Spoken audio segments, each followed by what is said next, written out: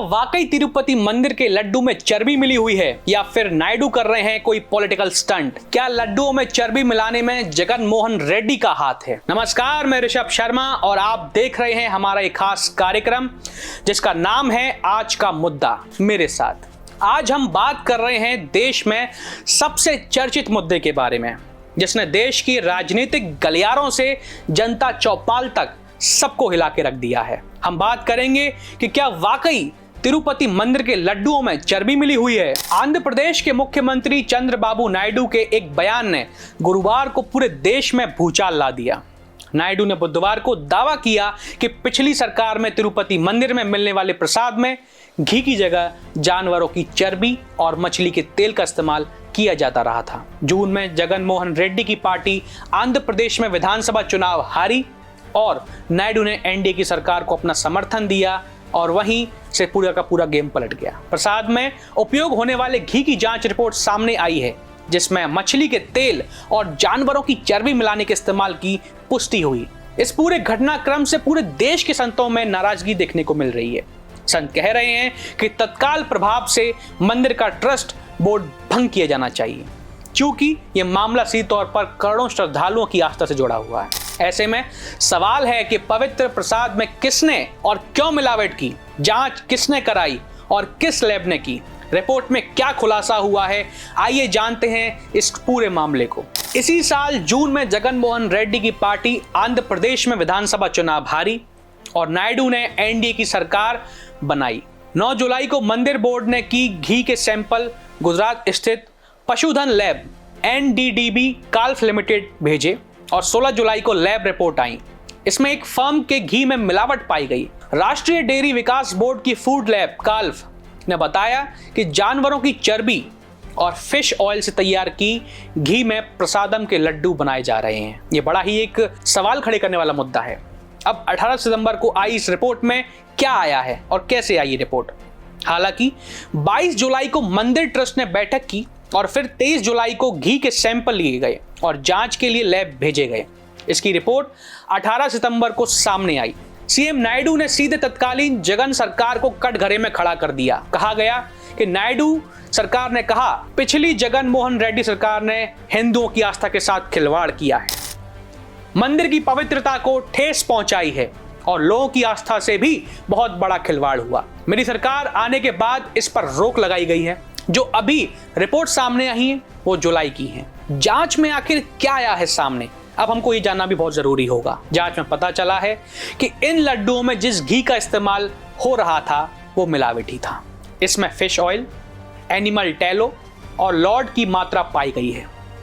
Animal tallow का मतलब है पशु में मौजूद फैट। इसमें लॉर्ड भी मिला हुआ था। लॉर्ड का मतलब है जानवरों की चर्बी से होता। इसी घी में फिश ऑयल की मात्रा भी पाई गई है। रिपोर्ट के मुताबिक प्रसादम लड्डू में सोयाबीन, सूरजमुखी, जैतून, रेपसीड, अलसी, गेहूं के बीज, मक्का के बीज, कपास के बीज, मछली का तेल, नारियल और पाम कार्नेल वसा, पाम तेल, बीफ टैलो, गौमांस की चर्बी, लॉर्ड शामिल हैं। अब ये सारी जो चीजें आपने सुनी, आप सब भी एकदम दंग हो गए होंगे, परेशान हो गए होंगे, पर ये सच है। प्रसाद के लिए कौन तैयार करता है लड्डू, अब ये भी जान लीजिए। तिरुपति मंदिर देश के सबसे बड़े मंदिरों में से एक है। यहाँ हर साल करीब 3 करोड़ श्रद्धालु दर्शन करने के लिए आते हैं, यानी रोजाना करीब 58,000 श्रद्धालु भगवान वेंकटेश्वर स्वामी के दर्शन करते हैं। करीब 3.50 लाख लड्डू तैयार किए जाते हैं। सभी श्रद्धालुओं को प्रसाद के रूप में यही लड्डू दिए जाते हैं। इस पूरी व्यवस्था का संचालन उस कमेटी के द्वारा किया जाता है जिसका गठन हर 2 साल में आंध्र प्रदेश की राज्य सरकार खुद करती है। इस कमेटी का नाम है तिरुमला तिरुपति देवस्थानम। यह कमेटी प्रसाद के लड्डू को बनाने के लिए सभी सामग्री को खरीदती है। फिर इसी कमेटी के वॉलंटियर्स द्वारा इन लड्डुओं को तिरुपति मंदिर में आने वाले श्रद्धालुओं के पहले से निर्धारित कीमतों पर बेचा जाता है। कौन सप्लाई कर रहा था मंदिर के लिए घी? अब ये बहुत बड़ा सवाल है जिस पर आप सभी को जानना जरूरी है। बीते 50 साल से कर्नाटक कोऑपरेटिव मिल्क फेडरेशन यानी KMF रियायती दरों पर मंदिर कमेटी को शुद्ध देसी घी सप्लाई कर रहा था।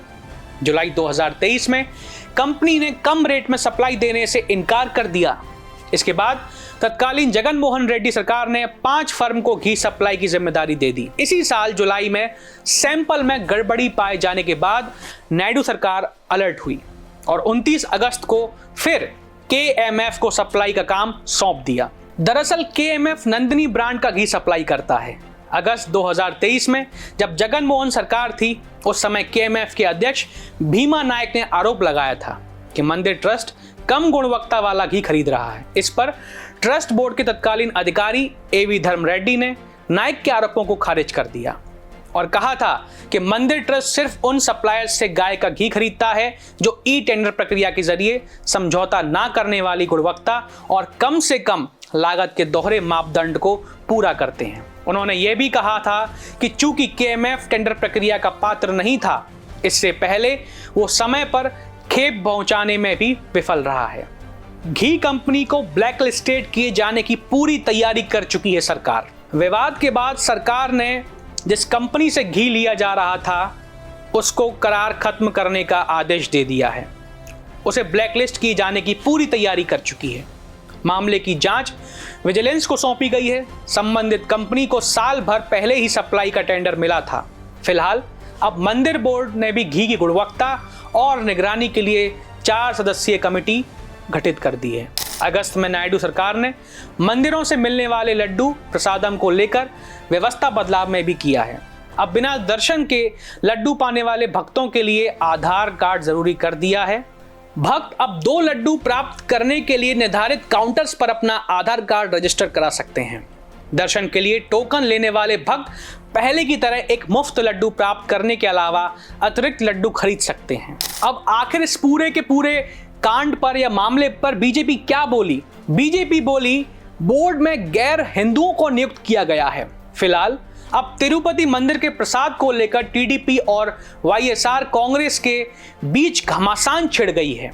तेलंगाना से बीजेपी विधायक T राजा सिंह ने कहा, पवित्र लड्डू प्रसादम में जानवरों की चर्बी और मछली के तेल मिलाने वालों के खिलाफ कड़ी कार्रवाई होनी चाहिए।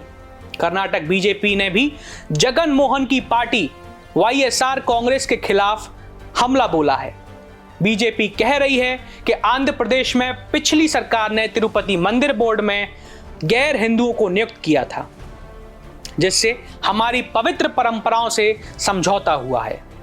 वहीं YSSRP के वरिष्ठ नेता V करुणाकर रेड्डी ने आरोप लगाया कि नायडू ने राजनीतिक लाभ के लिए आरोप लगाए। करुणाकर रेड्डी भी ट्रस्ट बोर्ड के 2 बार अध्यक्ष रहे हैं।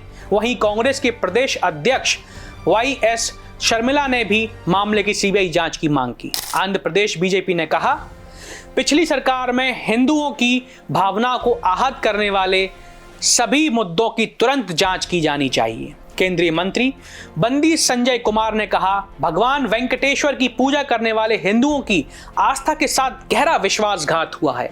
तो इन सारे सवाल कहें या फिर इन सारे मापदंड को हम देखें तो हमें लगता है ये मामला बड़ा ही गंभीर है, बड़ा ही सोचनीय है, बड़ा ही चिंतनीय है। अब इस मामले की क्या वास्तविकता है, ये कुछ समय बाद ही पता चल पाएगा। ये मामले की रिपोर्ट जयप्रकाश नड्डा ने मांगी है, वो स्वास्थ्य मंत्रालय के द्वारा। एक मिनट, इसको चलने थे, वो उसमें पैच ले लूंगा, पैच। अब ये मामला कितना गंभीर है, कितना चिंताजनक है, कितने सवालों से घिरा हुआ, ये सोचना बहुत जरूरी है। क्या वाकई तिरुपति मंदिर में जो लड्डू बनते हैं उनमें चर्बी मिली हुई है, या फिर ये सिर्फ नायडू का एक पॉलिटिकल स्टंट है? इन सारे सवाल खड़े हो रहे हैं, जनता परेशान है। राजनीतिक गलियारों में भी काफी अटकलें लगाई जा रही हैं, क्योंकि आज से पहले कभी ऐसी बात कभी निकल के नहीं आई। और तिरुमाला जैसे पवित्र मंदिर में क्या वाकई चर्बी पहुंच सकती है, या फिर ये नायडू एक सोच विचार करके राजनीति के एकदम छंद गिरे हुए जमीन पर इस तरह के पॉलिटिकल स्टंट कर रहे हैं? ये सारे सवालों के जवाब आपको खोजने हैं, आपको समझने हैं। जो भी इसकी और तहकीकात होगी वो हम आगे बताएंगे। आज के लिए बस इतना ही, और अभी के लिए इतना ही कहूँगा। आप इसी तरह हमारे शो को देखते रहिए और हमें सब्सक्राइब कीजिए, हमारे चैनल को लाइक कीजिए, हमारी वीडियो को कमेंट करके बताइए कि आपको शो कैसा लग रहा है। इन सभी बातों के बाद आज के लिए बस इतना ही। बहुत बहुत धन्यवाद।